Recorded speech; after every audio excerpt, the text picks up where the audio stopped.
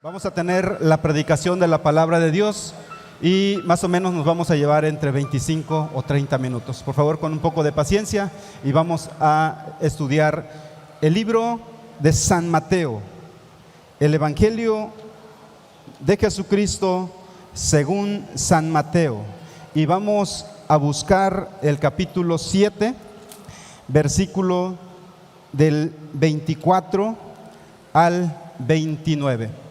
Y dice así: cualquiera pues que me oye estas palabras y las hace, le compararé a un hombre prudente que edificó su casa sobre la roca. Descendió lluvia, vinieron ríos, soplaron vientos y golpearon contra aquella casa y no cayó. Y no cayó porque estaba fundada sobre la roca. Pero cualquiera que me oye estas palabras y no las hace, le compararé a un hombre insensato que edificó su casa sobre la arena. Y descendió lluvia, y vinieron ríos, y soplaron vientos, y dieron con ímpetu contra aquella casa, y cayó, y fue grande su ruina. Versículo 28, cuando Jesús terminó estas palabras, la gente se admiraba de su doctrina, porque les enseñaba como quien tiene autoridad y no como los escribas. Quisiera que me acompañaran en una oración. Padre, por favor, háblanos en esta tarde. Queremos escuchar tu voz y queremos llevar, Señor Dios, un consejo tuyo para aplicarlo a nuestra vida.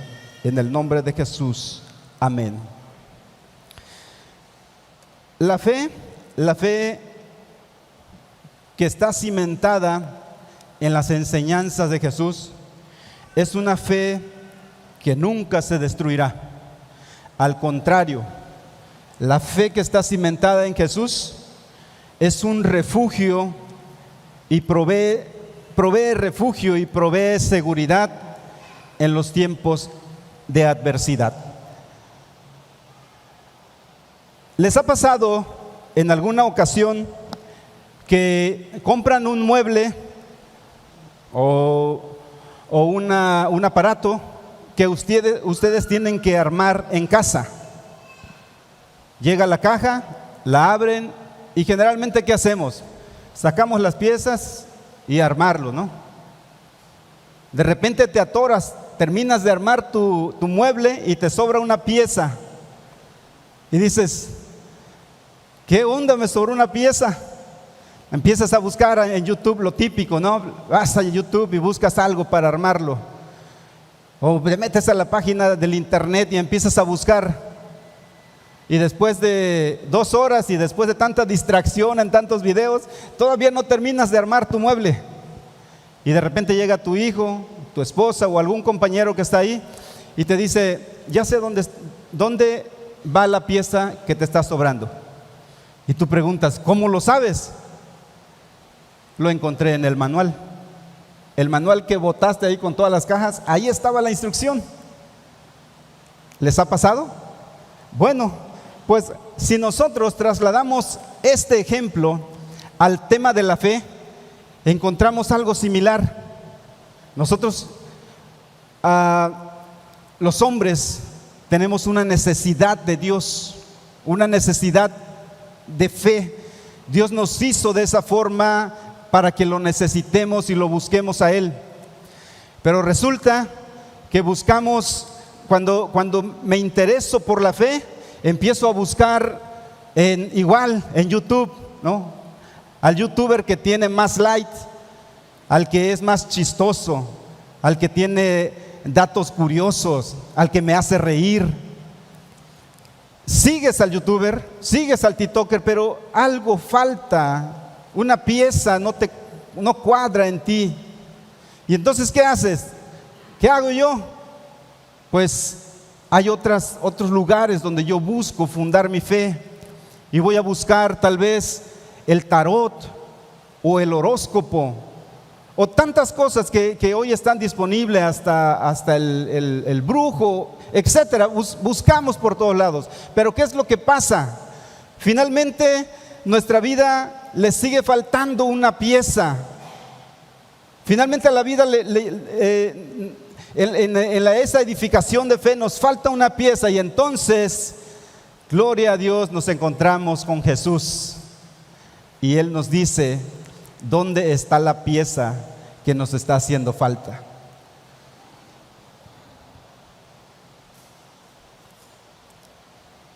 La Biblia es la palabra de Dios, es lo que decimos. Jesucristo es la palabra de Dios. Entonces concluimos que la Biblia es la palabra de Dios, es la revelación de Dios en Jesucristo. Así que la Biblia se vuelve relevante para construir la fe por tres cosas que vamos a ver hoy. Primero, la Biblia es relevante para construir la fe porque es palabra de Dios. Esto primero, porque es palabra de Dios. La segunda cosa por la que la Biblia se vuelve relevante para nuestra vida y nuestra fe, porque todos construimos, todos estamos construyendo. Y la tercera cosa por la que la Biblia es relevante y resulta relevante para fundamentar mi fe, es porque las adversidades vendrán a mi vida. Las adversidades sí o sí vendrán a mi vida, sin importar mi posición social, sin importar mi posición económica. La adversidad vendrá sí o sí a la vida. Así que empecemos por esta primera idea, que la Biblia es la palabra de Dios. Nosotros nos encontramos en el cierre del Sermón del Monte. Jesús había predicado el Sermón del Monte desde el capítulo 5, 6 y 7 de San Mateo. Ahí lo vamos a encontrar. También encontramos una versión más resumida en el Evangelio de Lucas en el capítulo 6. Pero Jesús empieza el cierre de su sermón diciendo: todo aquel que me oye estas palabras y las hace, le compararé con un hombre prudente que edificó su casa sobre la roca. Sobre la roca. Y cuando Jesús dice estas palabras, cuando dice el que oye estas palabras, ¿a qué se refiere? ¿A qué palabras? Sin duda se está refiriendo al Sermón del Monte, o sea, todas las enseñanzas comprendidas desde el capítulo 5 hasta el capítulo 7. El que oye estas palabras. Jesús en el Sermón del Monte ya había abordado el tema de la felicidad, el tema de la religión, la luz del mundo, la sal de la tierra, la ansiedad. Había abordado varios temas. Y entonces, cuando Él dice estas palabras, se está refiriendo a todo su sermón. Pero una lectura rápida de este sermón, una lectura ligera, nos hace que pasemos desapercibido algo importante: el sustento teológico del Sermón del Monte. Y ese sustento teológico lo vamos a encontrar en el Antiguo Testamento. Les voy a poner solo un ejemplo, porque no nos alcanzaría el tiempo para tantos ejemplos. Solo un ejemplo. Jesús empieza su sermón en el capítulo 5, versículo 3 de Mateo diciendo: bienaventurados los pobres en espíritu, porque de ellos es el reino de los cielos. ¿Qué significa? Bienaventurados los que son conscientes de su miseria espiritual. Bienaventurados los que son alumbrados por la luz del Espíritu Santo y se sienten sucios espiritualmente y necesitan a Dios. Bienaventurados los que se sienten en bancarrota espiritual, porque de ellos es el reino de los cielos, porque ellos anhelan y pueden llegar a ser parte del reino de los cielos. Y mi pregunta es: ¿no acaso es esta enseñanza una clara alusión al Antiguo Testamento en Isaías 55, cuando dice: a todos los sedientos venid a las aguas, vengan y compren vino y leche sin dinero y sin precio? ¿Acaso no son los pobres los que no tienen dinero? ¿Son los pobres los que necesitan la ayuda? Vengan. Y en el versículo 3 de Isaías 55 encontramos lo siguiente: inclinad vuestro oído y venid a mí, y vivirá vuestra alma. Si queda alguna duda de que Isaías 55:1 se refiere a un tema espiritual, no se está refiriendo a tu despensa, no se refiere a eso. Está refiriendo a un tema espiritual.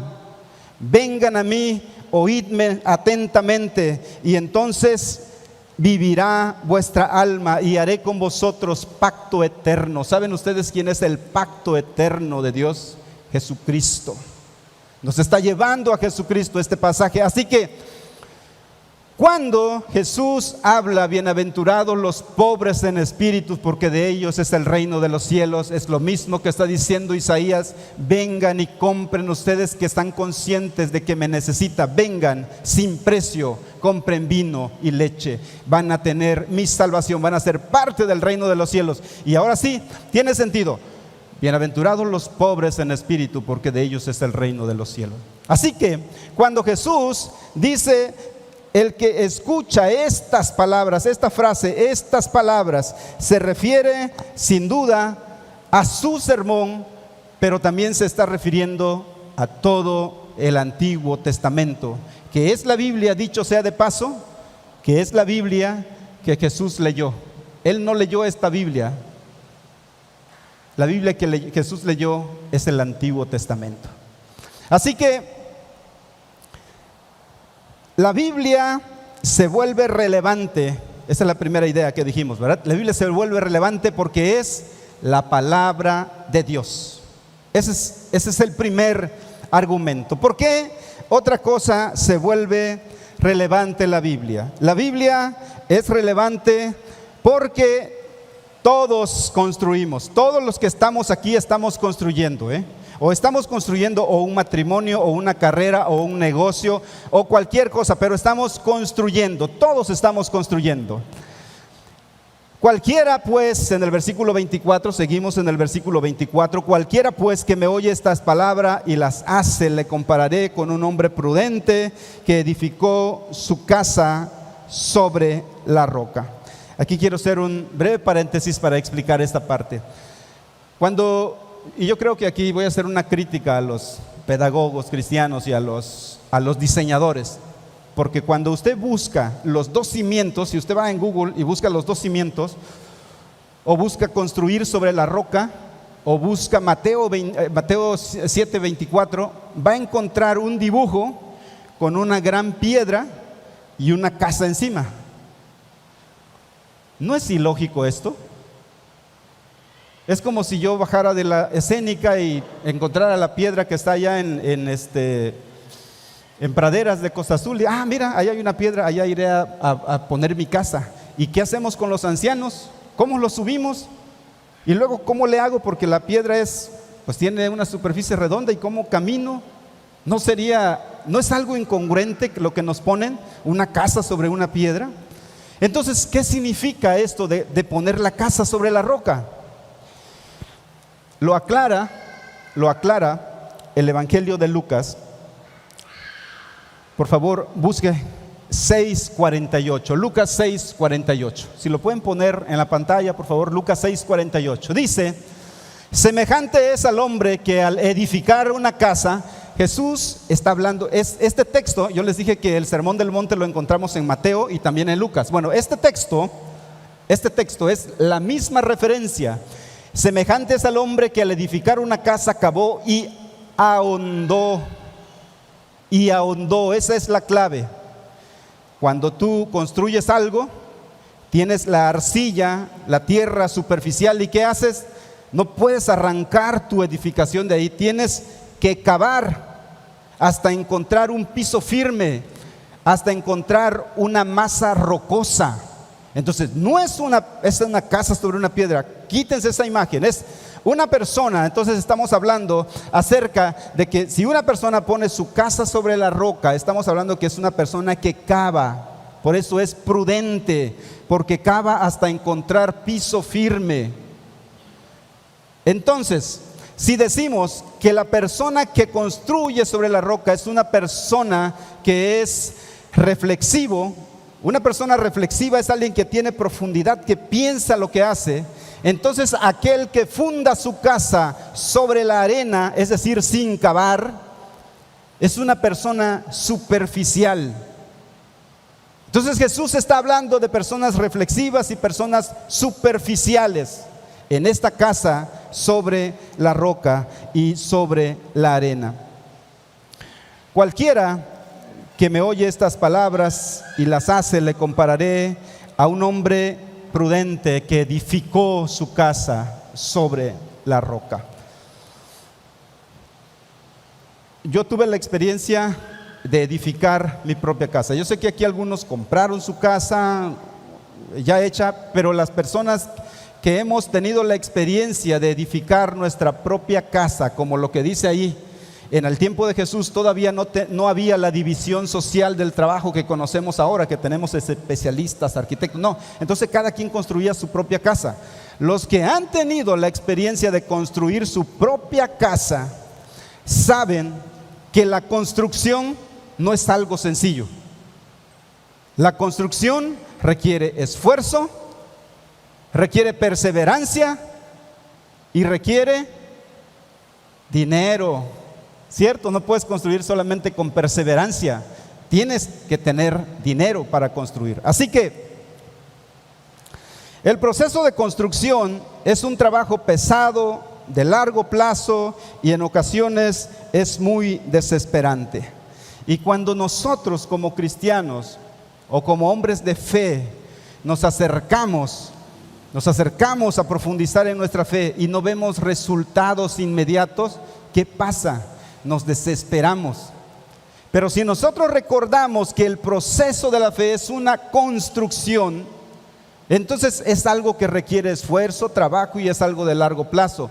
Muchas veces sucede que el primero en conocer el evangelio es la esposa, y llega a casa y comparte el evangelio con su esposo y con sus hijos, y nadie le hace caso y se desanima.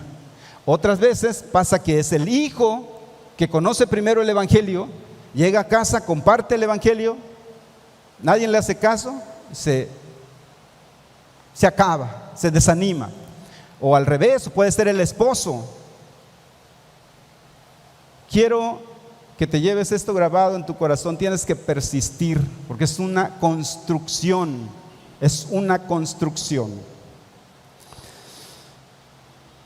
Tal vez, y ahora que viene muy ad hoc lo de la escuela bíblica de vacaciones, tal vez algunos padres pueden pensar que con una semana de escuela bíblica ya tenemos hijo para toda la vida, bien derechitos, ¿verdad? No es así, lamento decepcionarlos. Hicieron los maestros un gran esfuerzo, los niños aprendieron mucho, pero es una construcción. Apenas es una cucharada de cemento en la construcción, apenas es un tabique. Tienes que seguir construyendo y no desesperarte con él, no desesperarte con tu hijo. Y si tu hijo ha alcanzado algún progreso, que tú hayas notado un progreso en su carácter, en su vida espiritual en esta semana, síguelo incentivando, síguelo trayendo, síguelo mandando, pero sobre todo, cada uno de los padres tenemos que responsabilizarnos de la vida espiritual de nuestros hijos. Es extraordinario que tengamos maestros de escuela bíblica. Es increíblemente invaluable que tengamos pastores que instruyan a nuestras familias. Es invaluable que tengamos predicadores que enseñen fielmente la palabra de Dios. Eso está muy bien. Pero el primer maestro, el primer predicador, el primer pastor de mi hijo soy yo. Y esa responsabilidad nadie me la puede quitar. Yo soy. Nadie le hablará a mi hijo del evangelio, yo lo tengo que hacer. Nadie le dirá a mi hijo que Cristo es su Salvador, yo lo tengo que hacer. Yo se lo tengo que decir.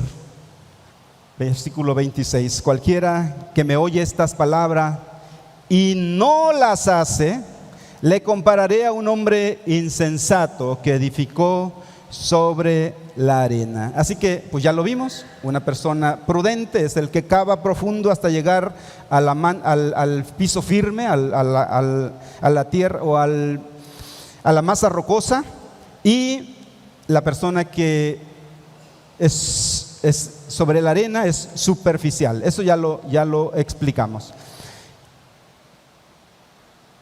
Y dice aquí la palabra del Señor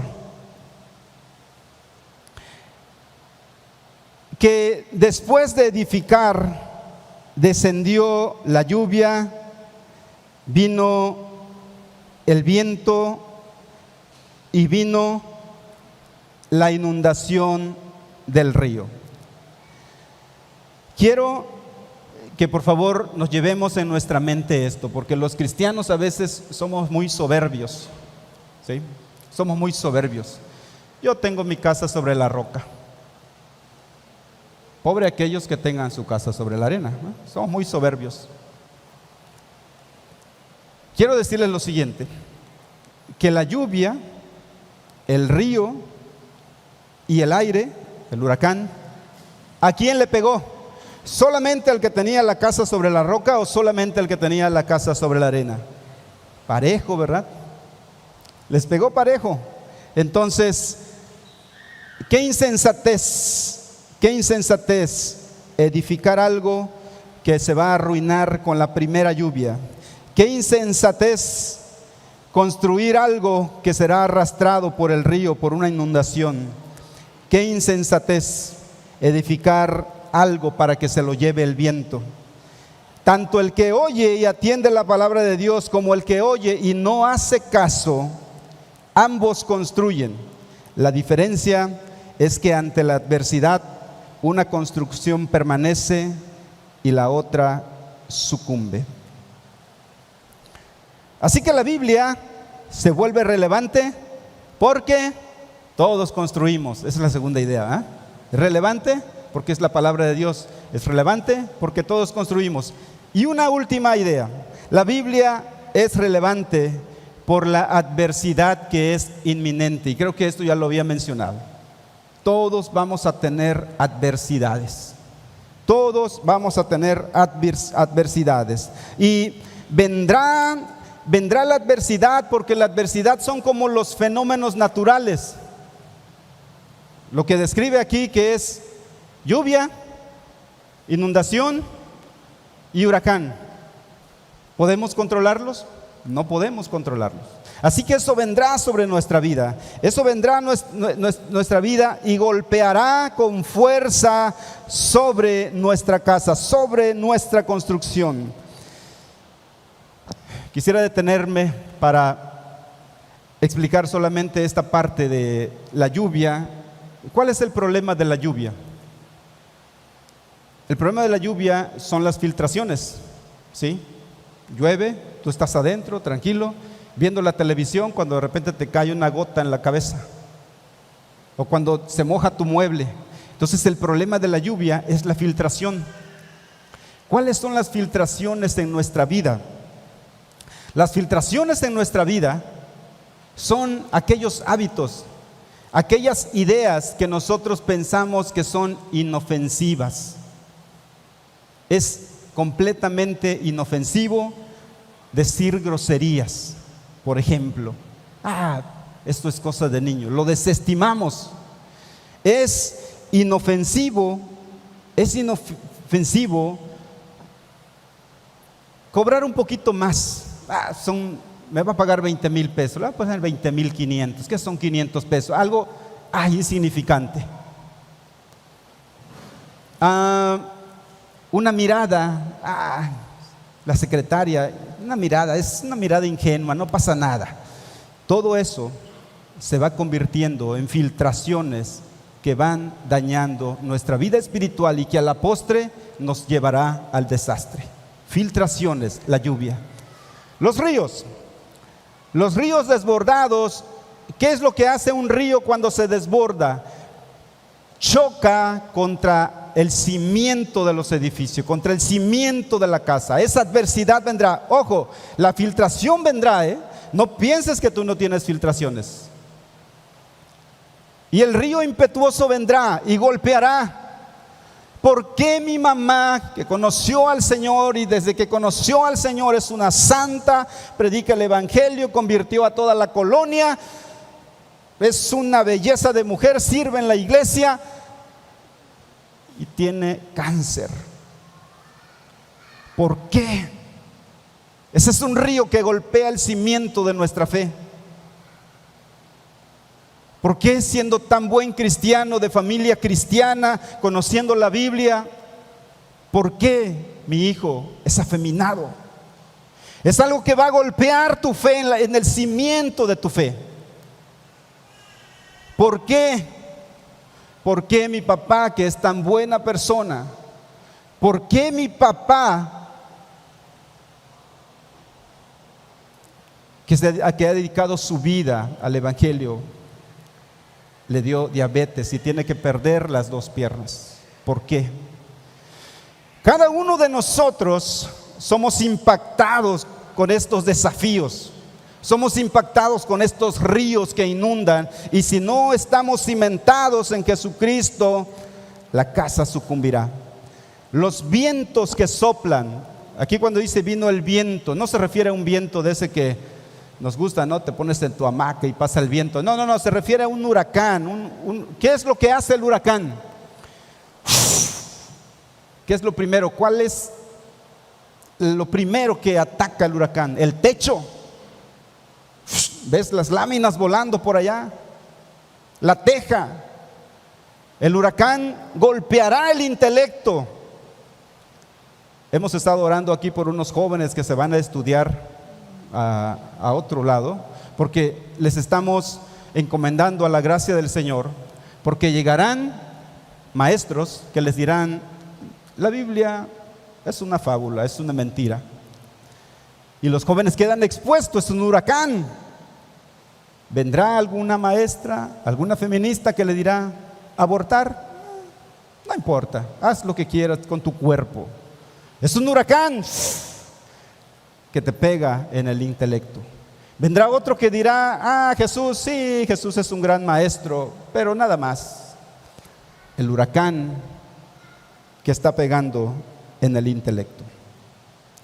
La Biblia es relevante entonces porque la adversidad es inminente para todos y probará y socavará nuestro cimiento y se filtrará y vendrá el viento, pero entonces tenemos que estar cimentados en Jesucristo.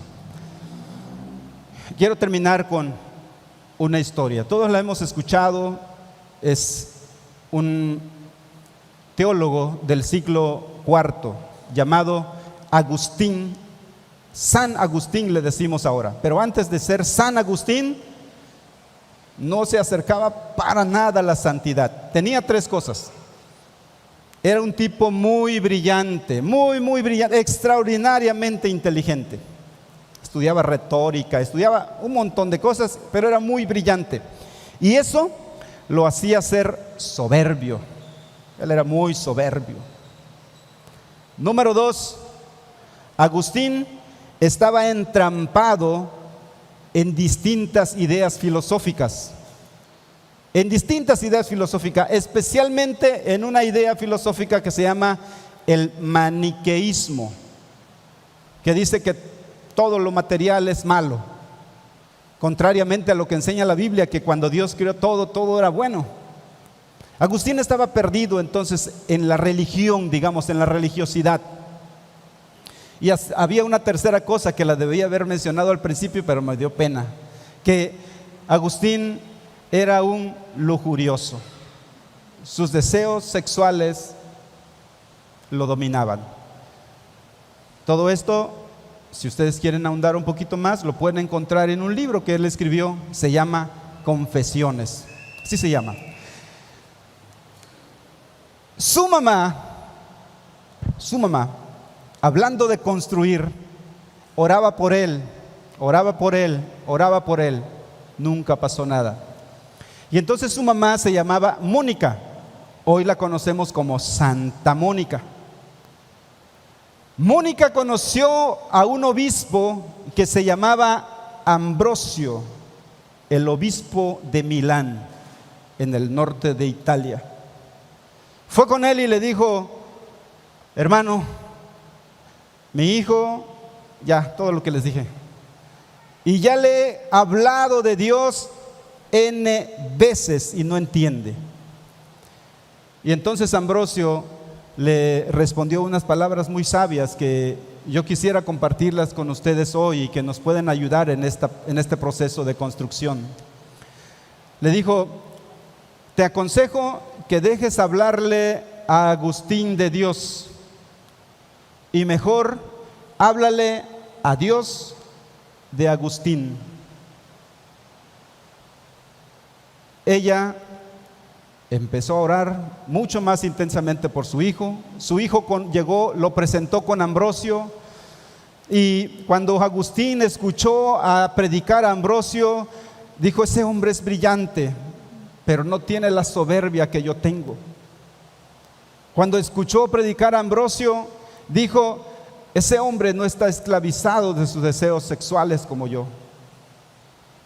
Cuando oyó predicar a Ambrosio, dijo: ese hombre conoce algo que yo nunca he conocido, y eso era Jesucristo. Agustín se convirtió al evangelio, al cristianismo, y se convirtió en el más influyente teólogo del siglo IV. Sus escritos y su contribución a la teología es respetada tanto por católicos como por protestantes y por todas las religiones cristianas. Hablando de construir, se construyó sobre la base del evangelio, se construyó sobre la base del cristianismo. No tenemos que desanimarnos entonces al construir, y tenemos que encomendarnos al Señor. Una frase que escribiera Agustín, y con eso termino, dice en su libro Confesiones: Señor, tú nos hiciste para ti, y nuestro corazón estará inquieto hasta descansar en ti. Si quieres que tu corazón realmente repose, ven a Jesucristo. Quiero que se pongan de pie y hagamos una oración. Si tú quisieras conocer a Jesucristo, quisieras entregarle tu vida, que quisieras que Él sea parte de tu vida, pon tu mano en tu corazón y dile: Señor, reconozco que te necesito. Quiero empezar una vida contigo. Ven a mí. Aquí estoy. Me arrepiento de mis pecados y te pido que me ayudes a caminar en tu camino.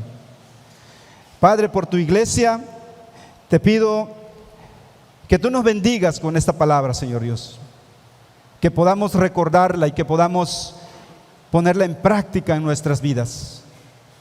Permítenos recordar que la Biblia es tu palabra, Señor, y cada vez que la leemos estamos desatando una guerra contra el infierno. Ayúdanos a entenderlo. Ayúdanos a entender que todos estamos edificando, y si hemos sido imprudentes al edificar, si hemos destruido a una mujer, si hemos destruido a un hombre, si hemos destruido a un hijo, perdónanos y permítenos comenzar a construir de nuevo. Padre, y si la adversidad nos ha hecho llorar y nos ha hecho tambalearnos en la vida, permítenos recordar que tú eres el fundamento de nuestra fe. Nos ponemos en tus manos en el nombre de Jesús. Amén.